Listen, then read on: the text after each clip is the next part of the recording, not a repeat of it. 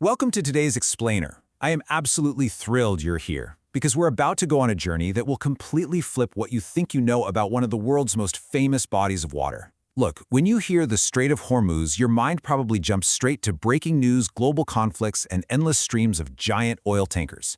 But what if I told you that hiding right beneath the surface of all those intense geopolitical headlines is an absolute masterpiece of nature? Today, we're looking past the warships to uncover a surreal, ancient world. Okay, let's jump right into this. We're going to follow a really fascinating geographic journey today. We'll start with the high-stakes shipping lanes everyone knows about, and then we'll hop over to the breathtaking, hidden wonders of Hormuz, Keshem, and finally the isolated coastlines of Oman. All right, first up, the world's fragile lifeline. To really understand why this region's natural beauty is kept so hidden, we kind of have to wrap our heads around its intense geopolitical reality first. This is a place where the modern world's economy literally hangs in the balance. The entire global economy, the prices you pay at the gas pump, the energy that keeps cities running all over the globe, it almost entirely depends on what happens in one tiny, cramped corner of the ocean. Every single day, a staggering 21% of the world's total oil consumption flows right through this single gateway. The global economic stakes here are just massive. So the really crucial thing to understand is how impossibly tight this gap actually is. At its narrowest point between Iran and Oman, the distance from one shore to the other is only 33 kilometers. But wait, it gets crazier. Because the water is so shallow, the actual shipping lanes that those giant oil tankers have to squeeze through, they're only 3 kilometers wide. It's a massive geopolitical trigger point, heavily monitored by radar screens, naval mines, and missile batteries. But here is where we make our hard pivot. Because if you can just look past those warships and radar screens, the hidden reality of Hormuz is truly beautiful. It's actually an ancient geological capital, hiding edible red mountains, giant salt caves, wild dolphins, and coastal cultures that have been around far, far longer than the modern oil trade. Which brings us to part 2, Hormuz, the Rainbow Island. Our first stop on this island-hopping journey brings us to Hormuz Island itself. And let me tell you, this place literally looks like somebody dropped a spilled paint box. The mind-bending geology of Rainbow Valley features soil containing up to 70 different shifting minerals. You've got sulfur painting the ground bright yellow, but the most famous one is the red iron oxide, known locally as galak. It is so rich that it actually turns the ocean waves a deep blood red. And get this, the dirt is totally edible. Locals actually use it as an everyday spice. It is probably the only place on Earth where you can literally taste a mountain. And right next to the red beach is Silver Beach. Just imagine the sensory experience of walking barefoot here. Deep, rust-red waves crash against a shoreline made of black and gray sand, but it's mixed with crushed fragments of mica and silica. When the sun hits it, it sparkles like millions of tiny diamonds. And those particles are highly adhesive, so if you walk barefoot, your skin gets coated in this layer of naturally shimmering silver glitter. It is surreal. Now, if the summer temperatures reach a brutal 45 degrees Celsius, you can step right inside the Salt Goddess Cave to cool off. Imagine walking into a giant, sparkling, breathing diamond made entirely of sharp white salt crystals. The incredibly dense salt walls absorb all sound, creating this absolute echo-free silence where literally all you can hear is your own heartbeat. The air inside is intensely pure and rich in negative ions, so it basically acts as a natural spa hidden right inside a mountain. Let's move on to part 3, Keshem's canyons and caves. Crossing the water over to Keshem, which is the largest island in the Persian Gulf, we enter a place defined by bizarre, almost alien geological formations.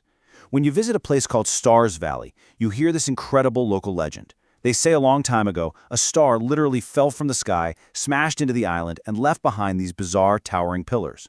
When the wind kicks up at night, it whistles through the cracks in the stone, creating these eerie, ghostly, howling sounds that have kept people away for centuries.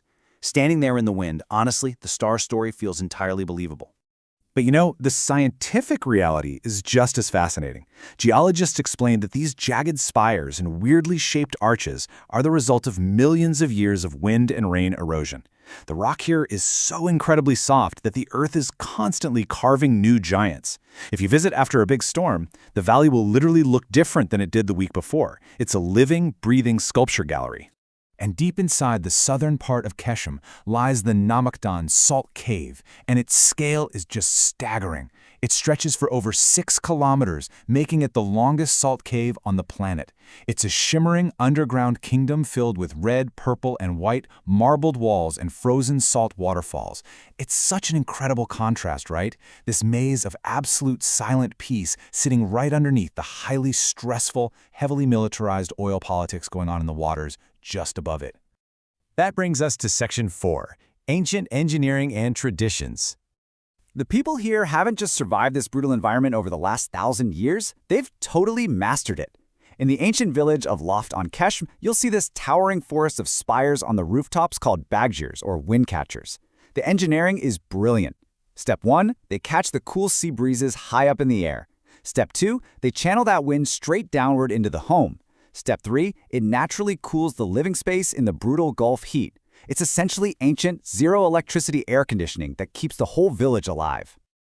The sheer ingenuity of the locals is absolutely everywhere. You can hear the rhythmic thump-thump-thump of the UNESCO-recognized shipyards, where these massive 30-meter wooden lens ships are built entirely from memory, completely without blueprints. Then you've got the Tala wells, 366 individual wells dug to ensure rotated fresh water for every single day of a leap year. You'll see women wearing intricate Borgare masks designed to block the intense sun and, historically, to deceive invaders. And maybe most amazing of all is the Hera forest, where the trees literally drink the highly saline seawater, filter it, and excrete the salt right out of their leaves. Let's make our final geographic jump in Part 5, Oman's Isolated Coastal Wonders. For this final leap, we move across that tight 33-kilometer gap to the isolated, rugged Musandam Peninsula on the Omani side of the strait. Here, you find extreme isolation and crazy vertical extremes. Take Kumzar, for example, a village completely locked in by towering limestone cliffs, accessible only by boat or helicopter, where the locals speak a unique language that blends 10 different tongues together. It gets so hot in the summer that the entire village literally migrates by boat to Kasab just to escape the heat. Then you have Jabal Harim, where at over 2,000 meters up in the sky, you can find ocean coral and fish fossils etched right into the rocks. And at Kasab Castle, you'll find the House of Locks, ancient, windowless stone houses designed to protect precious goods from thieves in the brutal heat. Now here's a fascinating piece of trivia for you. Have you ever heard the phrase, going round the bend? Well, it started right here. Back in 1864, the British built a telegraph station on a tiny, sun-scorched rock called Telegraph Island in Oman's fjords. The isolation and the brutal heat were so intense that the soldiers stationed there literally started losing their minds. Because the island is tucked away round the bend of the long fjords, a famous saying was born. Within just 5 years, the whole operation was completely abandoned. And finally, Section 6, An Eternal Museum of Earth. Zooming back out and looking at this incredible region as a whole, we've really explored a massive dichotomy today. On one hand, yes, this tiny strip of water is a high-stakes chess match between superpowers on a fragile lifeline, a place that holds a very powerful grip on global economics. But underneath all of that, it holds an equally powerful grip on the human imagination. It's an ancient geological masterpiece, a place of survival, of natural wonder, and of profound peace. So, I want to leave you with this provocative thought. Moving forward, when you hear about this region in the news, will we only talk about Hormuz as the trigger point for global conflict? Or will we finally see it for what it really is? A giant, eternal museum of the Earth. Thank you so much for joining me on this explainer today. Keep asking questions, and always remember to look beyond the headline.